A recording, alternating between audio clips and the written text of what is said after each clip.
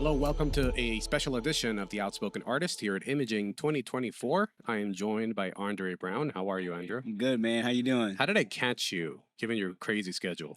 Man, I have no idea. I literally had to run here after the other class just to get over here.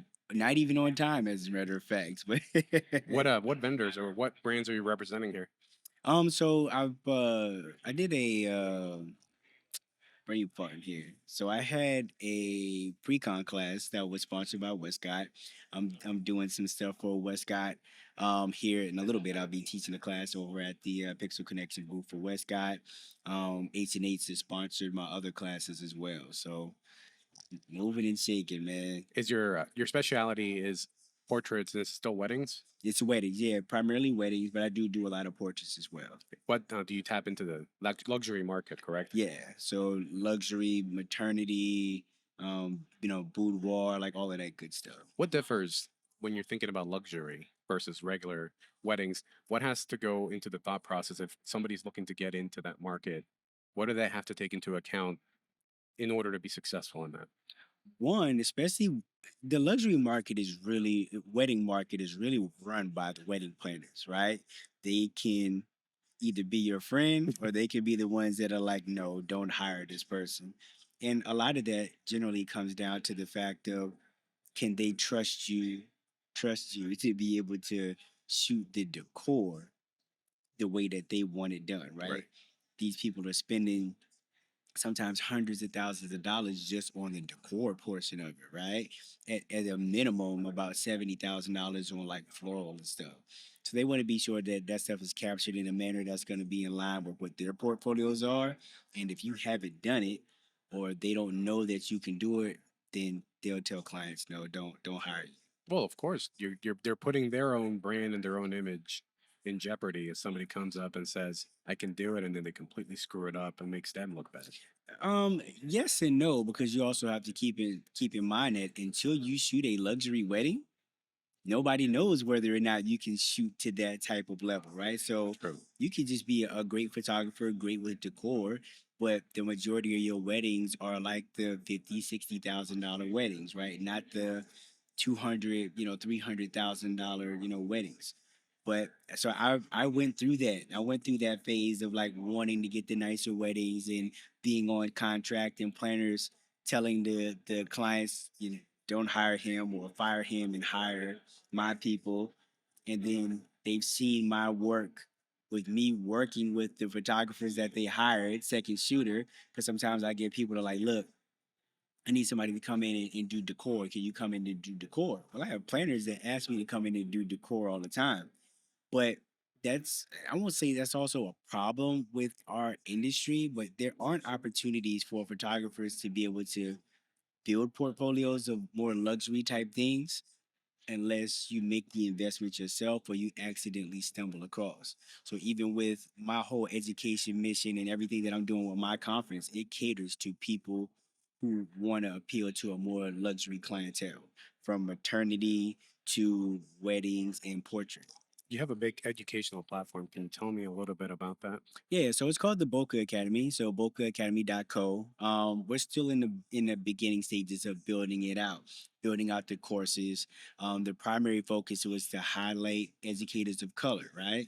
Because we come to these shows, we go to the other platforms, the creative lives and stuff like that. It's not many people of color, Right. right? But there's a large segment that of people who want to learn from other educators of color, and there was no place for that to be able to happen. So I created that space, right? And I'm in the process of creating that space.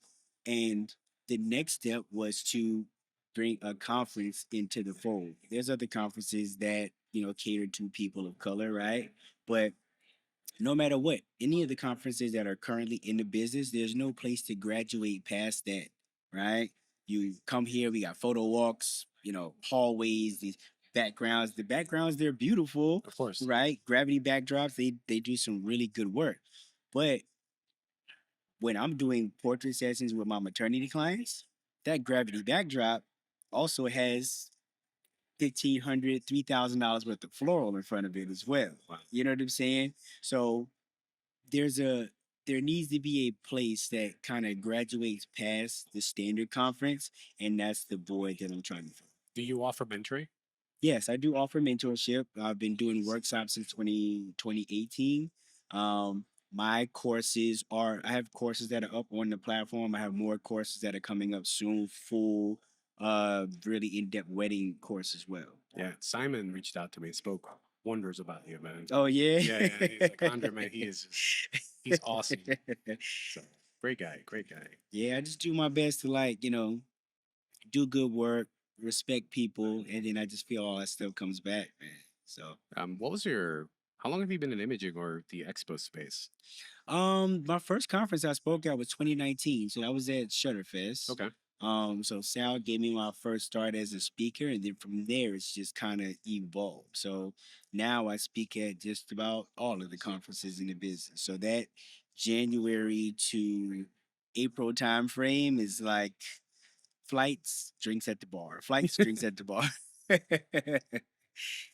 Do you have any memorable memories at one of the expos that is just right there with you that you think, damn, that was either hilarious, funny, or I'll never forget that moment? um, there's always funny moments, right? From, our karaoke's that we do at every conference, right? We pick one night, we all go out and do karaoke. Gary is the one that actually puts on those, right? They call it karaoke. Karaoke. I think it's called shenanigans or something. So, we get together, we have fun with that. But, throughout this process, I've been blessed to have won like a number of awards.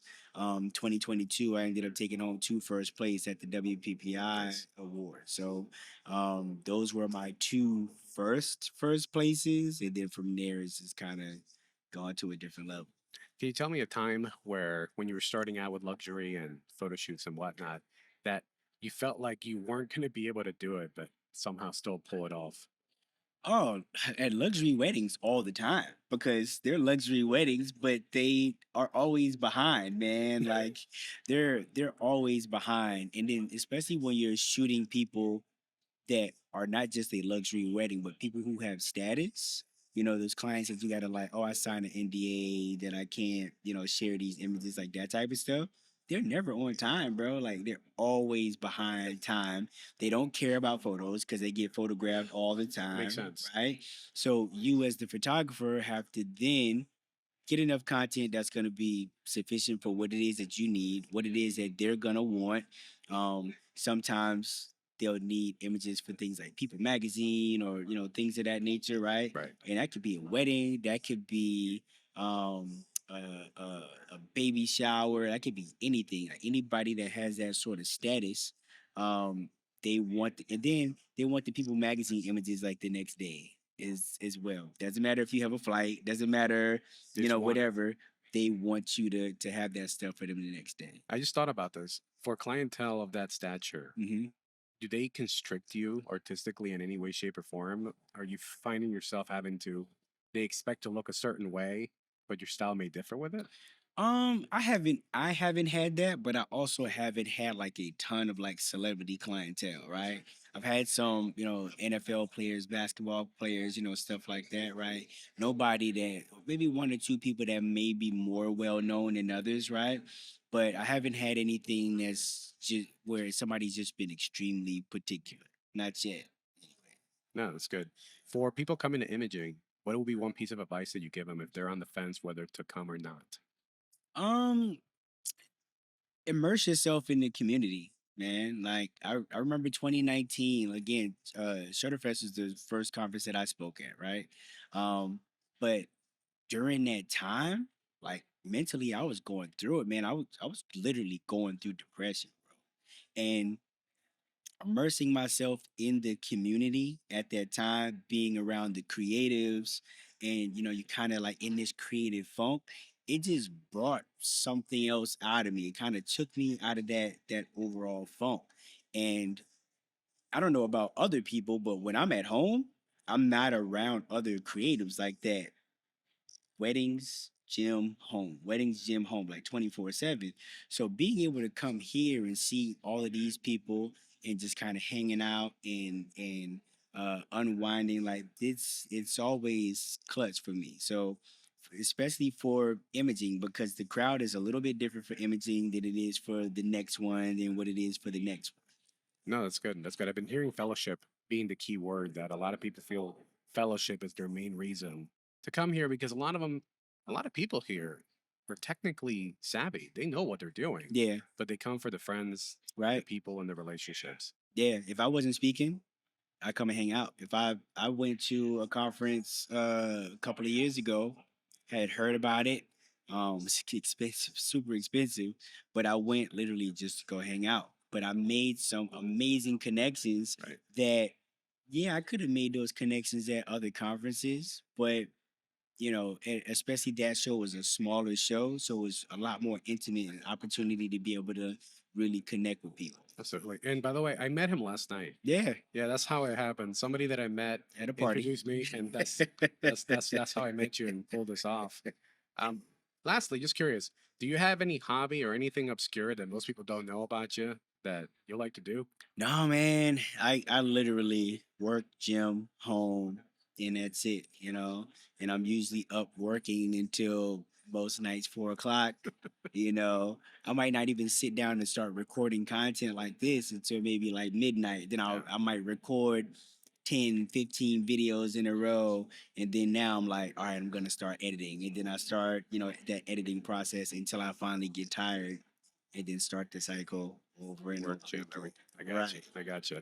Do you live by any quote or any belief that gets you going? Not any quote, but I just believe that, just treat everybody with respect, man. Like I like people. I just think that you should just do right by people and the world would be a better place. It sounds like a pageant answer, right? But like just keep it 1,000. Like that's the truth. If we all just went out with the intent of figuring out how we can serve other people and not be self-serving, then everything would just be so much smoother, right? Absolutely. So yeah, I stand by that. Like anybody that knows me knows. Like if I can help, as long as I'm free, let's make it happen. Absolutely love it, man. Absolutely. Lastly, Andre, where can people find you? You can find me on my website, obviously, andrebrown.com. My social medias, that's uh, TikTok, Instagram, YouTube, all of that stuff is always Andre Brown Photo. The education stuff is the Bokeh Academy, so bokehacademy.co or Bokeh Photo Summit, which is specifically for the summit. Fantastic. Andre, man, I appreciate you taking the time Uh, chatting with me. Thanks for And having I'm me. sure I'll see you tonight in karaoke. 100%. Thank you. Have a good one, man.